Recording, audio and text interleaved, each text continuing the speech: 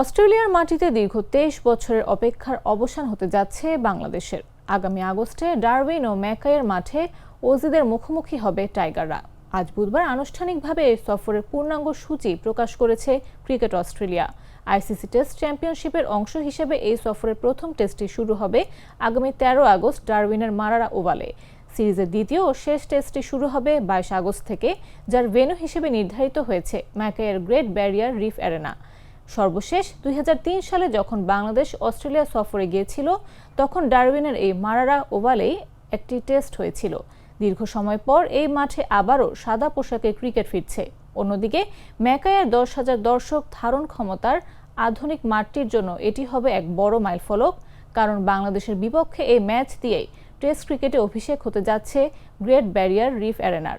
মূলত নিয়মিত ক্রিকেট মৌসুম শুরুর আগে সিরিজ হওয়ার নর্দার্ন টেরিটরি এই ভেন্যুগুলোকে বেছে নিয়েছে ক্রিকেট অস্ট্রেলিয়া।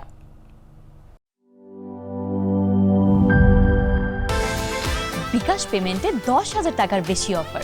শপিং চলছে তো।